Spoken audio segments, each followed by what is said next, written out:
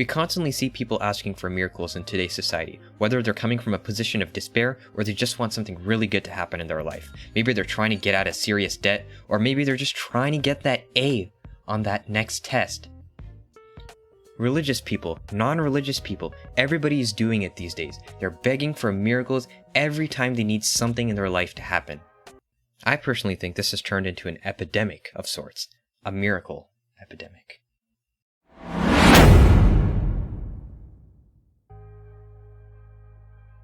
Hello everyone and welcome back to the Striking Talk channel, and I'll be your host, the Striker, and in this video we're going to be talking about the idea of miracles. Make sure to support this channel, hit that subscribe button, turn on notifications, leave a like, and maybe leave down a comment down below. So let's get started with this discussion. So traditionally, the idea of miracles was to be something you did after you had done all of your work.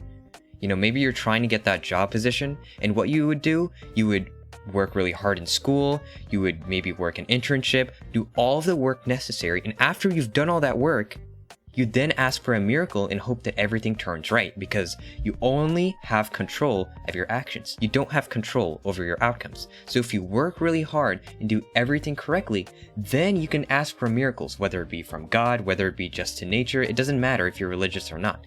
You can beg for miracles after you've done all the physical work, and then you can hope for the best results. Or maybe you're stuck in a really big problem. Maybe you're in crazy debt.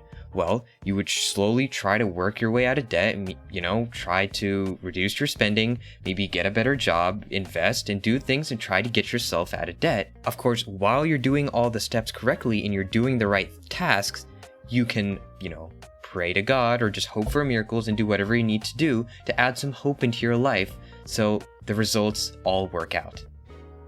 But the problem we're seeing in today's society is whenever something is wrong or they need something to happen, instead of actually going out and doing the physical work needed to accomplish the task, they just straight up ask for miracles immediately and give themselves false hope.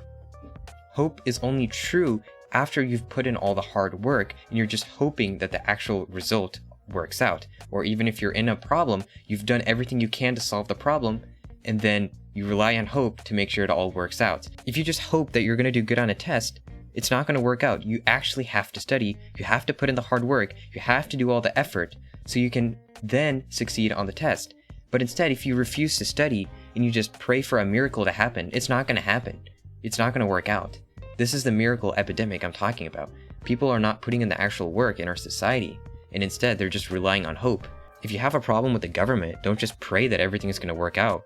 Go out there and vote. Go out there and campaign. Go out there and actually make a change in society, so that this world can become a better place. Do the systematic steps to get progress in this world and then ask for hope, not the other way around. This brings me to a point that a famous philosopher once said. Friedrich Nietzsche claimed that God is dead and we have killed him.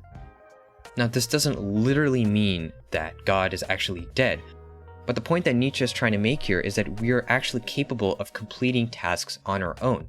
In the past, people were more reliant on religion because they couldn't explain their suffering, they didn't know what was going on, and people were less likely to think that they were capable of solving their own problems. But of course, what Nietzsche is trying to claim here is that indeed we are capable of solving our own problems. It might not necessarily mean that we should throw out religion. We can still have it as a basis of support and hope.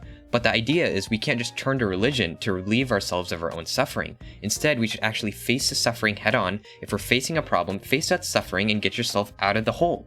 And if you want something good to happen, instead of just praying for a miracle, actually put in all the hard work, know that you're actually capable of getting it. If you want that job, you want that A, know that you're actually capable of receiving it, that if you put in all the hard work, you can do it. And the way I interpreted God is dead is that people are capable of changing their lives and turning their lives around, and they can do the systematic steps to get their lives in shape. So while it doesn't necessarily mean that religion does not exist, which it very well could exist, and God could be real, and it could be a very great support system. However, we shouldn't turn to all of these miracle and hope systems like religion from the very get-go to just delude ourselves so we get a sense of false hope and think that everything is right. When in reality, the only way to get rid of that thorn, to get rid of that problem, or to grow as a person is to do the systematic steps and become better, and then you ask for miracles. Or even better, you become the miracle. Thank you guys so much for watching this video. If you enjoyed what you saw today, make sure to subscribe, leave a like, turn on those notifications, and leave down a comment down below. Have a great day, folks. Peace out.